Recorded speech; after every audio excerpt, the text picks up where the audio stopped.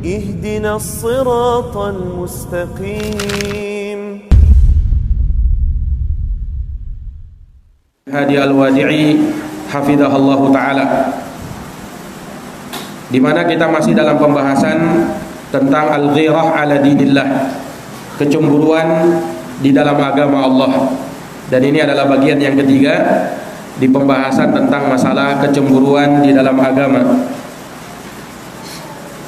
Iya, telah kita banyak sebutkan beberapa athar dan riwayat-riwayat terkait dengan pembahasan ini, dari mulai makna al-ghirah, kemudian keutamaannya, dan yang terakhir kita bahas adalah tingkatan-ketingkatan kecemburuan.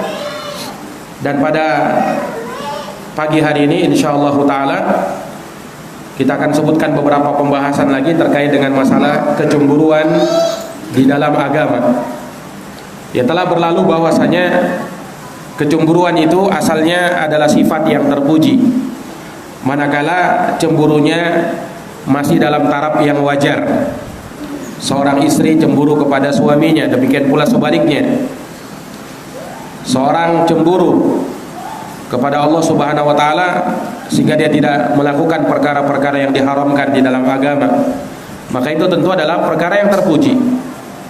Tetapi cemburu yang tidak wajar, yang mengantarkan seseorang kepada suudzon, buruk sangka dan berlebih-lebihan, maka ini adalah kecemburuan yang tercela di dalam agama. Maka kalau kalian mau cemburu, maka cemburulah dalam hal yang wajar dan dibenarkan oleh agama. Maka di sini beliau bawakan dararul ma'siyah 'alal ghirah, bahaya kemaksiatan atas sifat kecemburuan. Jadi bahaya perbuatan maksiat bisa mengancam sifat terpuji dari sifat kecemburuan. Kata beliau hafizahullah taala, al-ma'siyatu laha khatarun wa dararun kabirun fil fatki bil ghirati lidinillah. Maksiat itu punya bahaya dan mudarat yang sangat besar di dalam menghapus kecemburuan di dalam agama Allah. yakni orang yang bermaksiat itu bisa menghilangkan kecemburuan. Orang yang bermaksiat itu bisa menghilangkan sifat kecemburuan dari sifat yang terpuji yang ada pada dirinya. Qala Ibnul Qayyim rahimahullahu fil Jawabil Kafi liman sa'ala 'anid dawa'i syafi. Kata Imam Ibnul Qayyim dalam kitabnya Al-Kafi liman sa'ala 'anid dawa'i syafi pada halaman 66, beliau membuat pasal faslun az-dzunub tudfi'ul ghirah. Pasal bahwa dosa-dosa itu bisa memadamkan api kecemburuan, bisa memadamkan kecemburuan. Nah, ini ucapannya Al-Imam Ibnul Qayyim rahimahullahu ta'ala. Kata beliau, wa min uqubati ad-dunub, termasuk dari hukuman dan dampak negatif dari dosa yang dilakukan, annaha tudfi minal qalbi naral ghirah, ya, bahwasanya dosa itu akan memadamkan api kecemburuan di dalam hati, allati hiya li hayatihi wa salahihi kal hararatil ghariziyah li hayati jami'il badan, yang mana kecemburuan tersebut bagi hidupnya dan kemaslahatan dirinya itu bagaikan hasrat yang sangat kuat, ya, terhadap kehidupan seluruh badannya, yakni hal yang sangat diperlukan oleh nutrisi badannya, nutrisi jiwanya, nutrisi rohaninya. Fa innal ghirah hararatuhu wa narahu allati tukhriju ma fihi minal khubuthi was sifatil madmumah. Karena kecemburuan, ya, panasnya kecemburuan dan api kecemburuan yang mengeluarkan, ya, sesuatu yang ada pada diri dari kebusukan dan sifat-sifat yang tercela. Artinya di antara keutamaan sifat cemburu, kecemburuan itu bisa, ya, menghilangkan sifat-sifat buruk di dalam diri dan sifat-sifat tercela yang ada pada jiwa. Itu kalau orang punya sifat cemburu. Artinya kalau dia tidak ada kecemburuan di dalam hatinya, ya, sehingga dia melakukan perbuatan-perbuatan dosa, nah ini orang yang tidak cemburu. Kalau dia cemburu dan punya sifat cemburu, maka dia tidak akan menjerumuskan dirinya dalam perbuatan-perbuatan dosa, ya, perbuatan-perbuatan keji dan kemaksiatan. Nah, kama tukhrijul kir khabatsad dzahab wal fiddah wal hadid. Ya, sebagaimana ya karatan ya bisa menghilangkan karatan ya yang melengket pada emas atau perak ataukah besi, ya. Wa asyrafun nasi wa alahum qadaran wa himmatan ashadduhum ghiratan ala nafsihi wa khasatihi wa umumin nas. Dan manusia yang paling mulia dan paling tinggi derajatnya serta kesungguhannya, ya, himmahnya adalah orang yang paling besar kecemburuannya terhadap dirinya, terhadap pribadinya dan keumuman manusia. Walihada kana Nabi sallallahu alaihi wasallam aghyarul khalqi 'alal ummah. Oleh karena itu Nabi sallallahu alaihi wasallam adalah orang yang paling pencemburu terhadap umatnya. Wallahu subhanahu asyaddu ghiratin min. Dan Allah subhanahu wa ta'ala lebih pencemburu daripada Nabi. Kama sabata fi sahih anhu annahu qala, sebagaimana telah sabit di dalam as-sahih bahwa Nabi bersabda, ata'jabuna min ghirati Sa'din la ana aghyaru minhu wallahu aghyaru minni. Apakah kalian terkagum-kagum dengan kecemburuannya Sa'ad bin Mu'ad? Sesungguhnya aku lebih cemburu daripada Sa'ad dan Allah lebih pencemburu daripada aku, kata Nabi sallallahu alaihi wasallam. Wa fi sahih aidan anhu annahu qala fi khutbatil kusuf. Dan juga disebutkan dalam as-sahih, dalam hadis yang sahih, bahwa Nabi bersabda dalam khutbah ketika salat gerhana, ya ummata Muhammad, kata Nabi, wahai umatnya Muhammad, ma ahadun aghyaru minallah, tidak ada sesuatu atau tidak ada satupun yang lebih pencemburu dari Allah, ayyazniya abduhu aw tazniya amatuh, yaitu tatkala hamba laki-lakinya berzina atau hamba perempuannya berzina. Allah subhanahu wa ta'ala cemburu dengan hal tersebut. Ya, kenapa dia melakukan perbuatan nista, perbuatan keji seperti itu, padahal Allah subhanahu wa ta'ala mengharamkannya. Nah inilah keutamaan dari orang yang punya sifat cemburu. Kalau orang yang punya sifat cemburu, maka dia tidak akan berani untuk melakukan perbuatan dosa, apalagi perbuatan nista, perbuatan keji, zina dan semisal itu. Nah, kalau dia tetap melakukannya, maka ya kecemburuan telah dicabut di dalam hatinya atau sangat kecil berada di dalam hatinya. Wa fi sahihi aidan annahu qala. Dan juga dalam hadis yang sahih Nabi bersabda, la ahada aghyaru minallah, tidak ada seorang pun yang lebih pencemburu dari Allah. Min ajli dzalik harramal fawahish ma dhahara minha wa ma batan. Oleh karena Allah subhanahu wa ta'ala cemburu, maka dia mengharamkan perbuatan-perbuatan yang keji, yang nampak maupun yang tersembunyi. Allah itu cemburu. Maka karena itu Allah haramkan segala perbuatan yang keji. Perbuatan zina Allah haramkan, baik yang nampak maupun yang tersembunyi.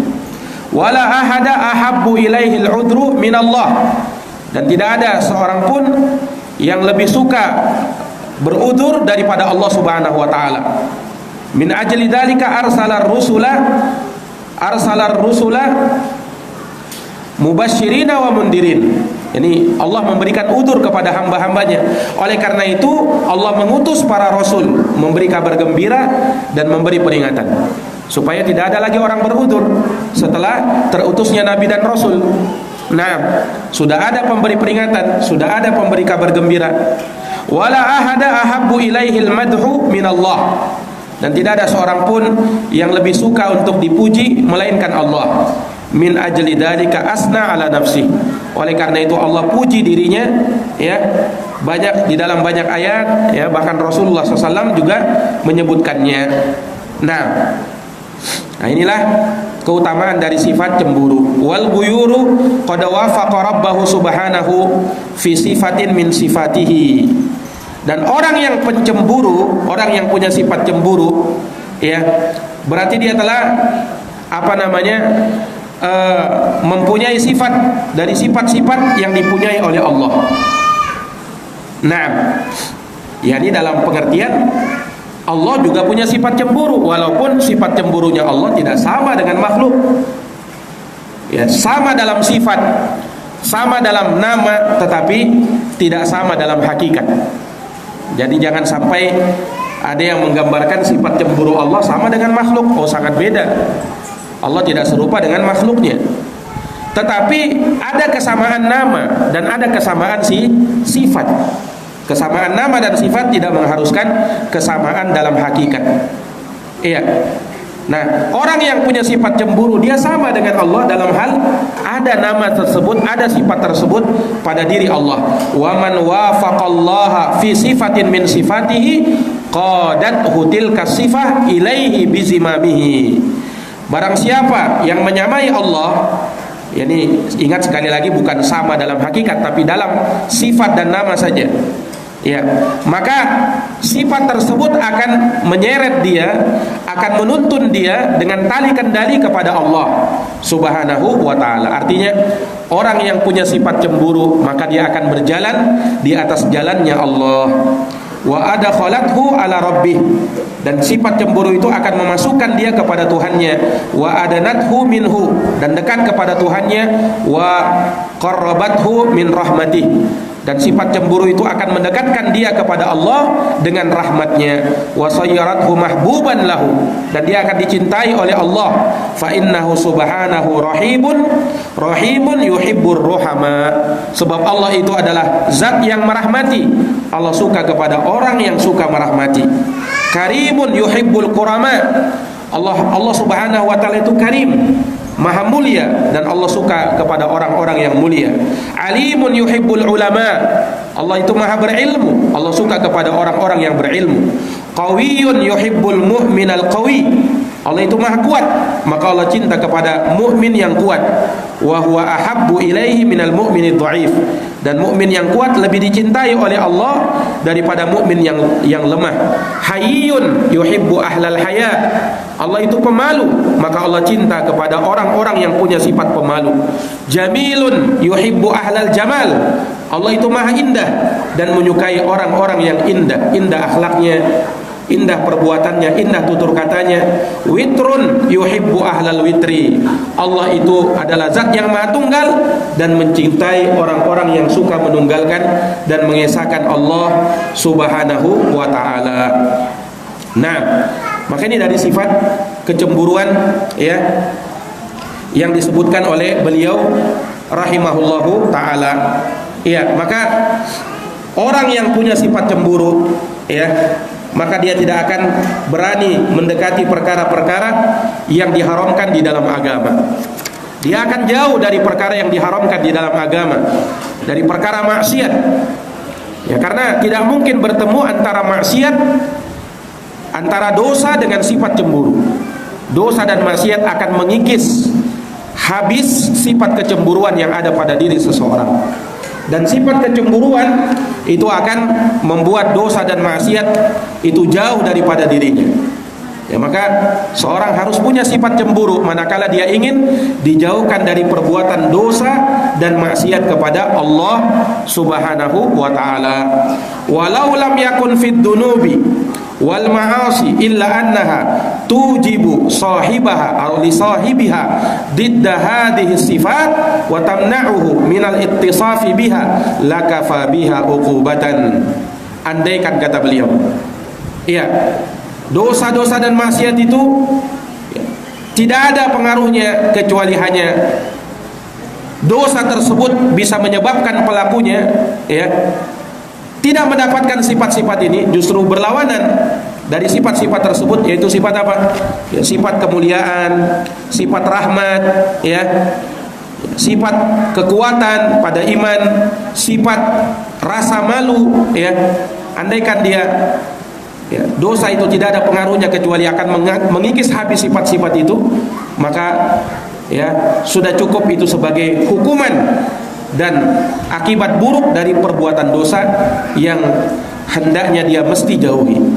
Fa innal khatarah tanqalibu waswasah. Karena apa? Hal yang terlintas dari dosa itu bisa berubah menjadi waswas. Wal waswasah tasiru iradah, dan waswas bisa berubah menjadi keinginan untuk berbuat dosa. Wal iradah taqwa fatasiru azimah, kemudian keinginan bisa akan menguat sehingga bisa menjadi azimah. Azimah itu bukan sekedar ingin, tetapi sudah sangat-sangat ingin sekali. Summa tasiru fi'lan, lalu akhirnya dia pun melakukan dosa itu. Wal iyadu billah. Summa tasiru sifatan lazimah, kemudian ketika dia sudah melakukannya bisa jadi ya hal tersebut menjadi sifat yang terus-menerus ada pada dirinya. Artinya ya dia sudah tersifatkan dengan dosa dan maksiat itu.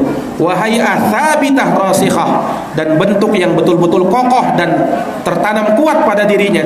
Wahina idin ya'tadirul khuruj minhuma, maka ketika itu sudah terjadi dia akan sangat sulit untuk keluar dari yang namanya dosa dan maksiat. Orang kalau sudah terbiasa untuk berbuat maksiat, wal iyadu billah, dia untuk bisa lepas dari maksiat itu sangat sulit.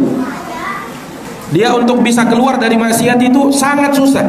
Butuh perjuangan yang betul-betul perjuangan. Ibarat orang sudah kecanduan. Kalau orang sudah kecanduan terhadap sesuatu, dia merasa sulit untuk bisa melepaskannya. Mungkin dia bisa lepaskan sehari 2 hari. Mungkin dia bisa lepaskan sehari 2 hari 3 hari. Tetapi terkadang ya dia tidak akan merasa tenang. Nah, ibarat orang sudah kecanduan ya, seperti itu keadaan ya dari dosa dan maksiat. Dosa dan maksiat itu juga bisa membuat orang menjadi candu untuk melakukannya. Orang kalau misalnya terbiasa bohong, terbiasa dusta, maka apa yang terjadi? Dia tidak akan enak kalau tidak berdusta. Tidak nyaman hidupnya kalau tidak berbohong. Kenapa? Sudah menjadi kebiasaannya berbohong. Ada orang suka mencuri dan sudah menjadi penyakitnya mencuri. Ya, maka dia akan selalu mencuri walaupun dia merasa cukup ya, banyak hartanya. Nah, tetapi karena sifat pencuri sudah ada pada dirinya, maka dia tidak akan sulit untuk bisa melepaskannya. Dia akan sulit untuk bisa melepaskannya. Demikian pula maksiat. Hati-hati dari yang namanya perbuatan maksiat.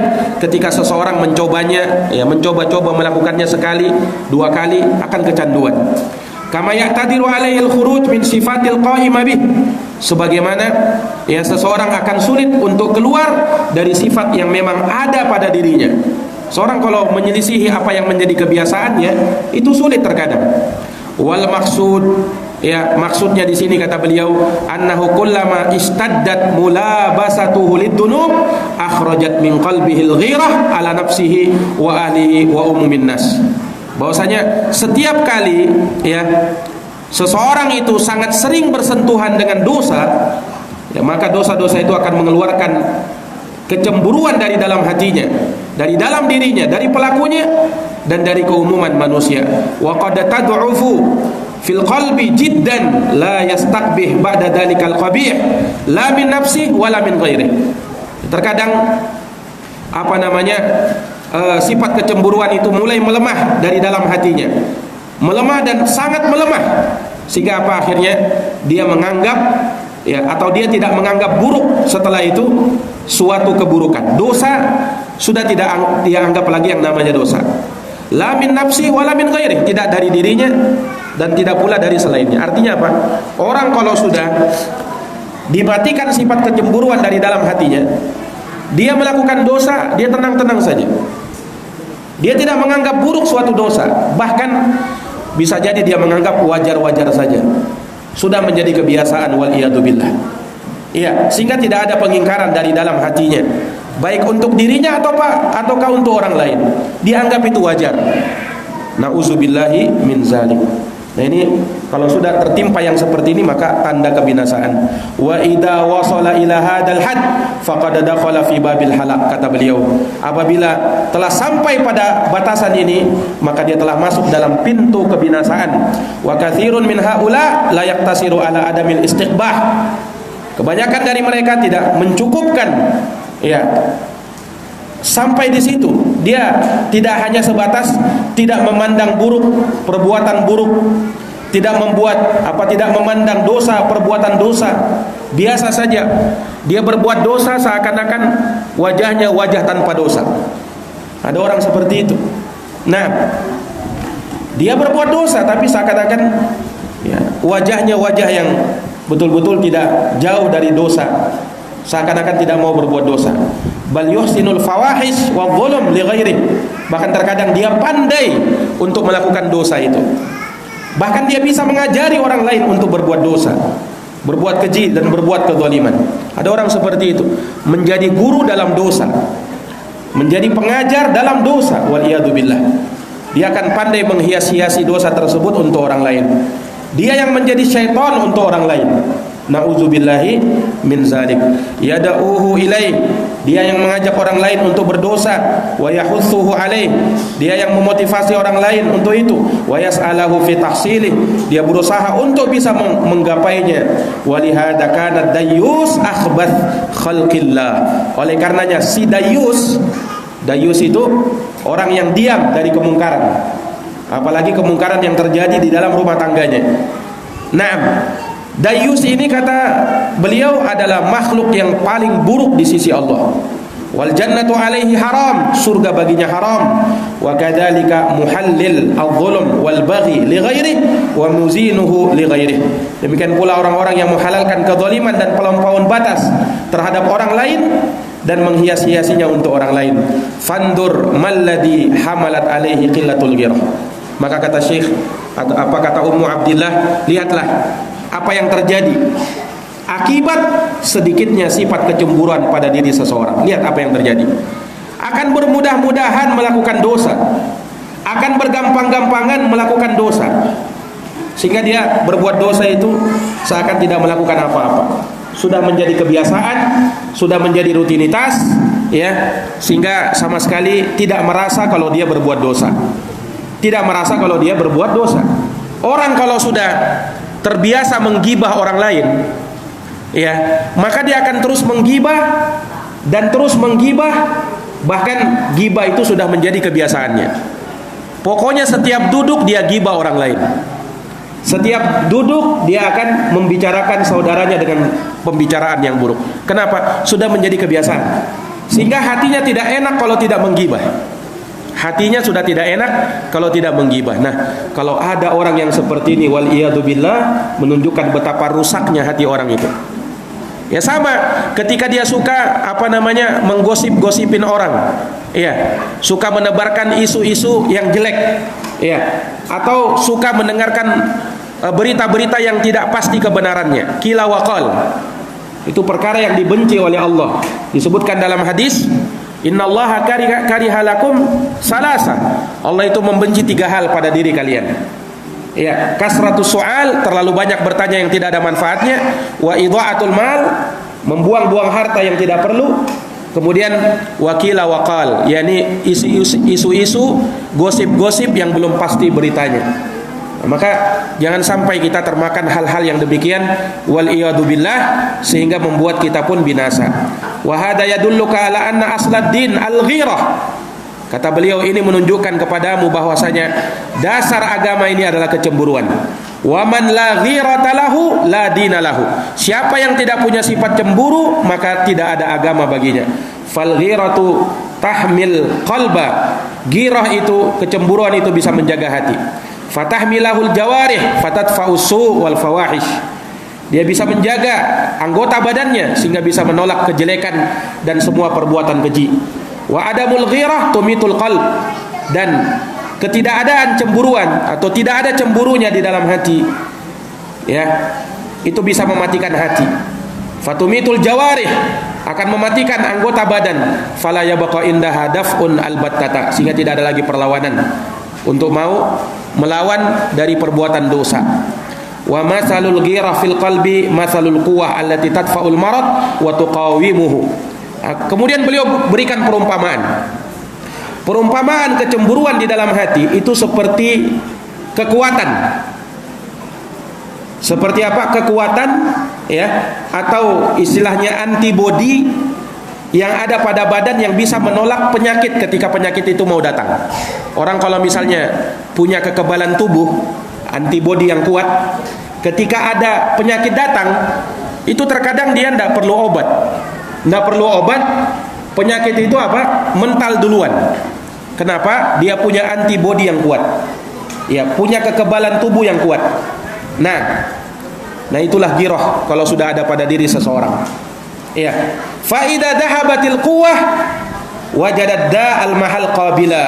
Nah, tetapi kalau kekuatan itu sudah hilang, maka penyakit itu akan datang kepadanya dan akan merasuk ke dalam dirinya, waliyadu billah, walam yajid dafi'an fatamakkana fakanal halak, sehingga dia tidak bisa melawannya, ya, karena dia tidak punya kekebalan tubuh, tidak punya antibodi, sehingga penyakit itu akan mapan pada dirinya dan akan binasa. Dia akan binasa gara-gara hal tersebut. Wa masaluha masalu siyasil jamus. Nah, ikhwani fiddin wa akhwati fillah, itulah perumpamaan ghirah di dalam hati.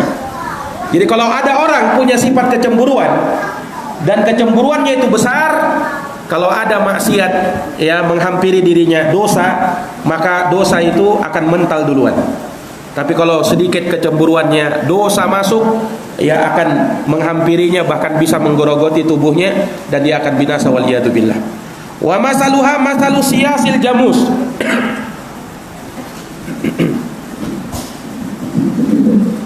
Dan perumpamaannya juga, kata beliau, kecemburuan itu seperti tanduk kerbau. Seperti apa? Tanduk kerbau.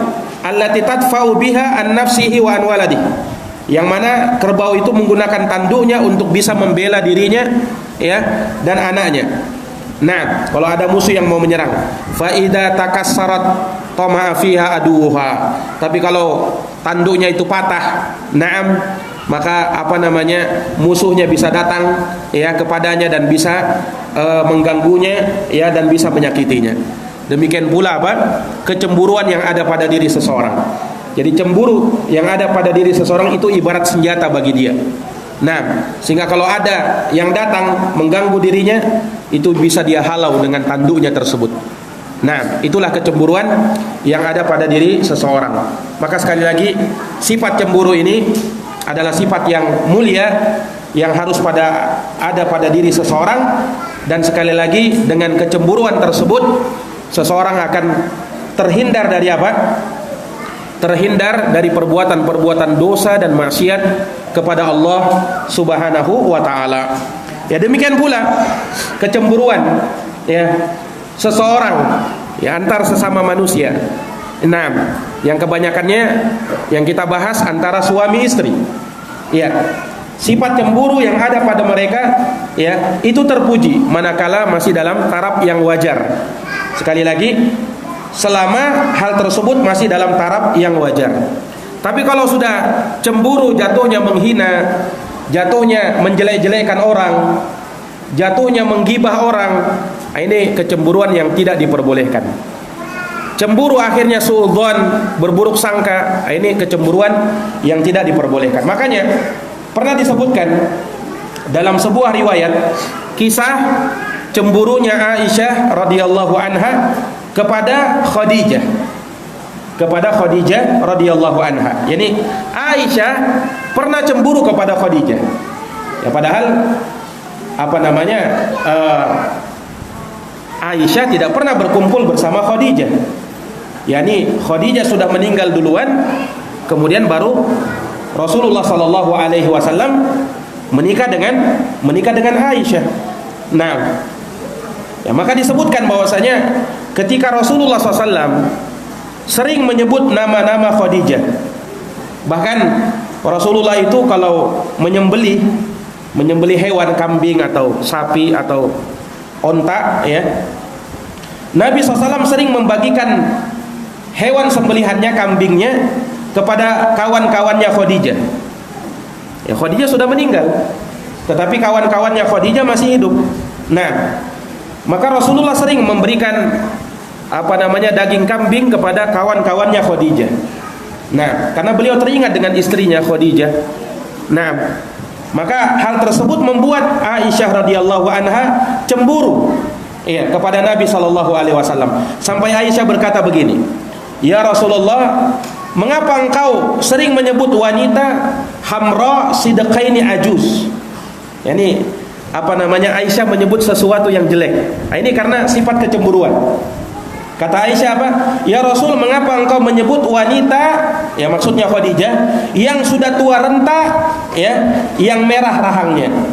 Nah, yakni kata Aisyah, Allah sudah memberikan ganti kepadamu yang lebih baik. Kata Aisyah kepada Nabi. Nah, ini Aisyah karena cemburu kepada Nabi SAW, Nabi sering menyebut nama Khadijah, dan Nabi sering berbuat baik kepada kawannya Khadijah. Aisyah cemburu. Nah, maka Nabi sallallahu alaihi wasallam menegur Aisyah radhiyallahu anha. Apa kata Rasulullah? "La wallah, tidak wahai Aisyah, demi Allah. Naam, kamu tidak boleh seperti itu. Minha wajadtul aulad wal banat." Sebab dari Khadijah lah aku dapat anak keturunan. Nah, ini anak-anaknya Nabi SAW itu semuanya dari Khadijah. Nah, sementara Aisyah, beliau tidak melahirkan anak untuk Nabi sallallahu alaihi wasallam. Ya, sekalipun Aisyah juga sangat dicintai oleh Nabi, tetapi tetapi Rasulullah sallallahu alaihi wasallam juga sangat cinta kepada Khadijah. Nah, sehingga Nabi menegur Aisyah karena kecemburuan seperti itu. Nah, beliau SAW mengingatkan bahwasanya Khadijah lah yang menemani aku, Khadijah lah yang membela aku sewaktu aku berada di dalam kesulitan. Di awal-awal Islam, yang menenangkan Rasulullah adalah Khadijah. Aisyah ketika itu belum ada. Bahkan yang menafkahkan seluruh hartanya di jalan Islam itu Khadijah. Khadijah ini yang tadinya seorang wanita yang kaya raya, tapi ketika dia menafkahkan seluruh hartanya untuk Islam, maka dia menjadi wanita yang sangat miskin. Khadijah. Maka keutamaan Khadijah luar biasa. Nah, sehingga beliau sangat dicintai oleh Nabi sallallahu alaihi wasallam. Ya, sekalipun hal tersebut membuat Aisyah radhiyallahu anha cemburu, tapi Nabi tegur, tidak boleh. Kecemburuan seperti itu bisa membuat menjelek-jelekan orang dan seterusnya, dan yang seperti itu dilarang di dalam agama. Ya, seorang boleh cemburu misalnya kepada seorang wanita yang mungkin menjadi saingannya, tetapi jangan sampai menjelek-jelekkan orang lain. Jangan sampai menggibah orang lain.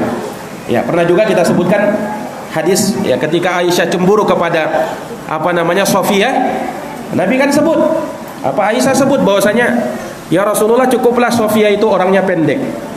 Ya, orangnya apa? Orangnya pendek, kata Aisyah. Maka ditegur sama Nabi. Kata Rasulullah SAW, ya Aisyah, laqad qulti kalimatan law muzijat bima'il bahar lamazajat. Wahai Aisyah, sesungguhnya kamu berucap suatu kalimat, andaikan itu kalimat dicampur dengan lautan, niscaya lautan akan bisa kotor. Gara-gara apa? Aisyah menyebut Sofia itu orangnya pendek.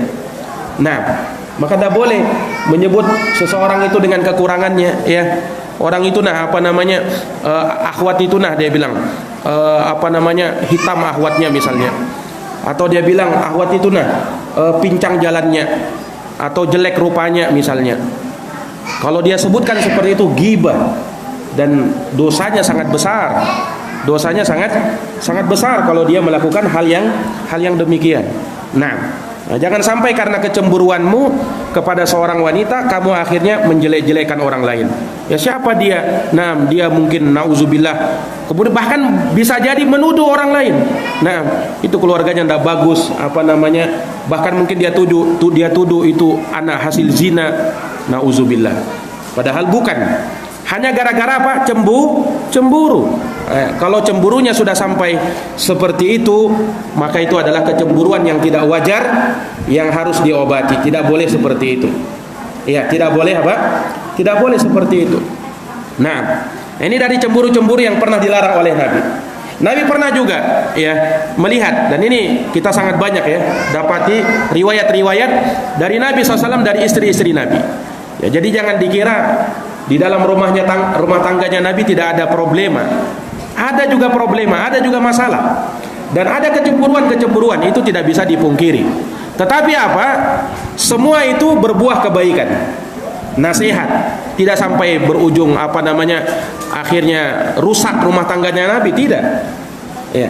Tetapi yang namanya perempuan terkadang ada cemburu, itu wajar. Tetapi kecemburuan yang sudah tidak wajar, itu yang perlu diobati. Ya, pernah disebutkan dalam sebuah riwayat ya bahwasanya Nabi SAW kalau beliau datang ke rumah Hafsah, ya Hafsah itu salah seorang istri Nabi, anaknya Umar bin Khattab. Nah, kalau Nabi ke rumah Hafsah, itu Nabi sangat lama berada di rumah Hafsah. Dan itu membuat istri-istri yang lain cemburu. Ya, kenapa kok ketika berada di rumah Hafsah lebih lama daripada ketika berada di rumah kami?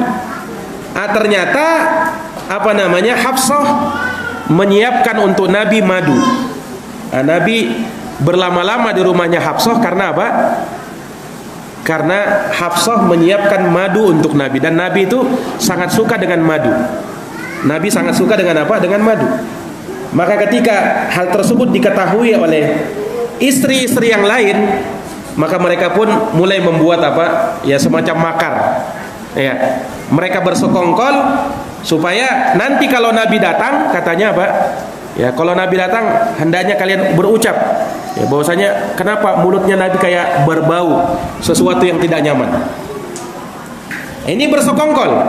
Akhirnya ketika Nabi keluar dari rumahnya Hafsah, maka Nabi SAW datang ke rumah istrinya.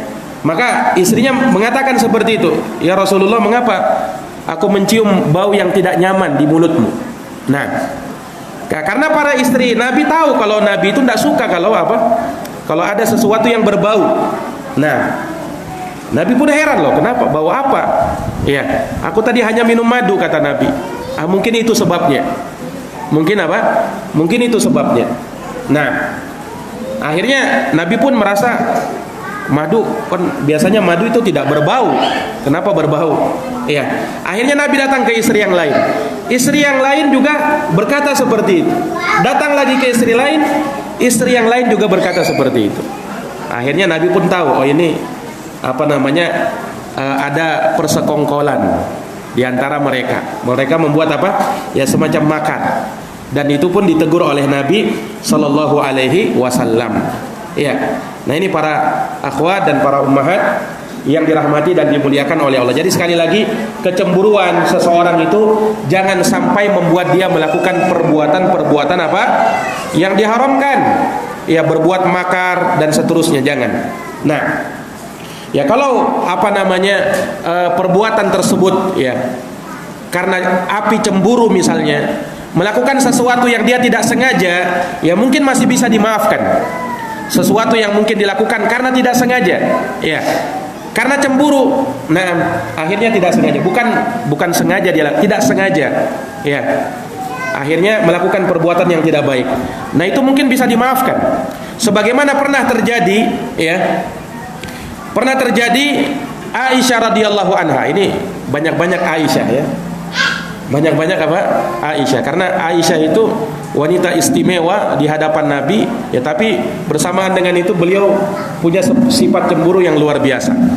Ya, pernah suatu hari Aisyah radhiyallahu anha memecahkan piring. Jadi Aisyah saja ya bisa memecahkan piring ya. Nah, yani ketika Safiyah datang atau mengantarkan makanan kepada Nabi Sallallahu Alaihi Wasallam, iya, ini kisahnya masyhur ya. Ketika itu maka Safiyah memang seorang istri yang sangat jago untuk urusan masakan. Makanya sering mengantarkan Nabi SAW makanan walaupun Nabi berada di rumah istri yang lain. Nah itu membuat istri yang lain cemburu. Maka suatu hari ketika Rasulullah berada di rumah Aisyah, dan ketika itu datang tamu-tamu Rasulullah SAW, ada para sahabat di rumah Nabi. Maka utusannya Safiyah datang membawa masakan, membawa makanan untuk Nabi. Ternyata yang menyebutnya Aisyah. Ketika Aisyah menyambut, ya Aisyah langsung refleks membalik nampan berisi makanan tersebut yang dibawa oleh Sofia. Akhirnya tumpah ke tanah. Masakan tumpah ke tanah, ya tidak bisa lagi, sudah dimakan. Nah, dan itu disaksikan oleh Nabi dan para sahabat. Subhanallah. Sahabat juga melihat Aisyah membalik piring ketika itu, menumpah makanan. Nah, ya, tapi itu mungkin sifat refleks dari Aisyah radhiyallahu anha, bukan karena ada unsur kesengajaan.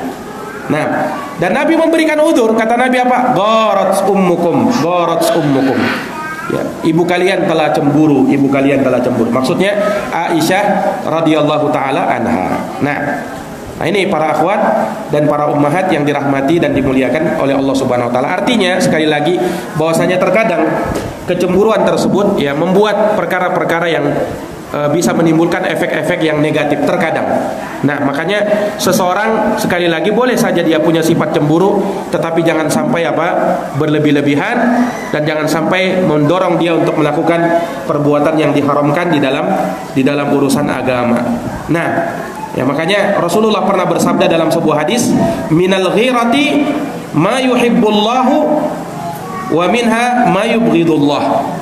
Ya, ada ghirah yang dicintai oleh Allah, ada sifat cemburu yang dicintai oleh Allah, dan ada sifat cemburu yang dibenci oleh Allah. Bagaimana itu? Ya, amal lati yuhibbahallah, adapun cemburu yang dicintai oleh Allah, fal ghiratu fir ribah. Itulah kecemburuan yang ada sebabnya, yang memang ada yang ada sesuatu yang meragukan, ya, maka cemburu di situ boleh. Wa ammal lati yubghiduhallah, adapun cemburu yang dibenci oleh Allah, fal ghirah fi ghairi ribah. Itulah kecemburuan ya yang tidak ada alasan untuk bisa cemburu. Ini cemburu buta. Ya, bahasanya orang cemburu buta. Nah, yang seperti itu tidak boleh. Yang seperti itu apa? Yang seperti itu tidak boleh. Nah, makanya ya Aisyah lagi subhanallah. Berapa kali Aisyah terus ini. Nah, Aisyah radhiyallahu anha pernah disebutkan dalam satu riwayat. Ya, ketika Rasulullah bermalam di rumahnya Aisyah. Di suatu malam tiba-tiba Nabi SAW keluar seraya seakan-akan mengendap-endap Nabi ketika itu. Karena Nabi melihat Aisyah tidur. Padahal Aisyah ketika itu tidak tidur.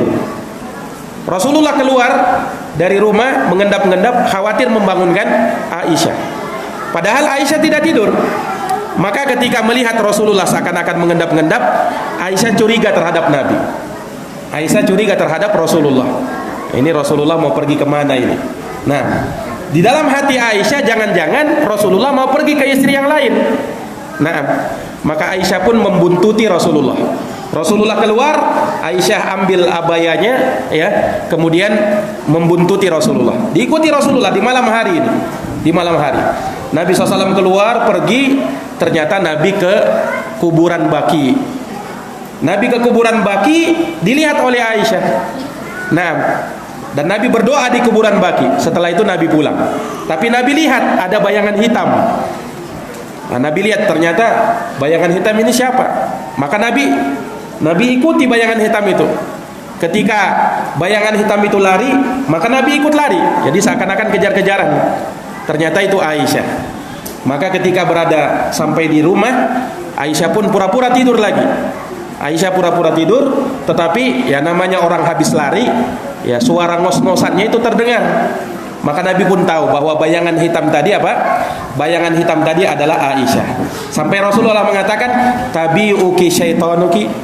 Wahai Aisyah, apakah syaitanmu telah bangkit mengikuti kamu? Nah, artinya Nabi SAW menegur Aisyah. Wahai Aisyah, apakah kamu menyangka bahwa saya berkhianat?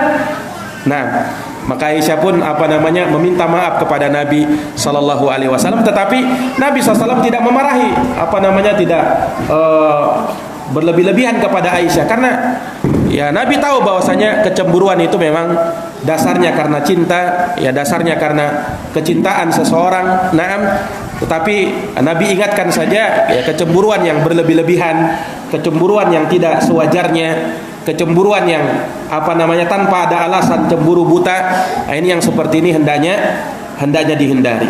Ya, maka jangan sampai seorang itu gara-gara sifat cemburu ya selalu curigaan terus sama pasangannya. Nah, setiap kali ada suaminya misalnya dia periksa terus handphone suaminya. Ya, terkadang ada yang seperti itu. Ya mungkin kalau sekali-sekali ada yang mencurigakan ya bolehlah. Tapi kalau bawaannya cemburu terus, ya dia periksa semua terus. Nah, ini yang seperti ini kadang kurang baik, ya. Cemburu sekali lagi wajar, tetapi pada batasannya yang memang wajar. Jangan sampai seseorang itu terbawa oleh api cemburu yang akibatnya berbuah fatal bagi dirinya dan agamanya. Nah, para akhwat dan ummahat yang dirahmati oleh Allah, mungkin demikian yang bisa kami paparkan terkait dengan masalah cemburu ini, dan masih ada insyaallah taala pembahasan yang lain kita akan jabarkan di pertemuan yang akan datang biidznillah taala. Wallahu alam bisawab. Subhanakallahumma wa bihamdika asyhadu an la ilaha illa anta astaghfiruka wa atubu ilaik. Walhamdulillahirabbil alamin. Wassalamualaikum warahmatullahi wabarakatuh.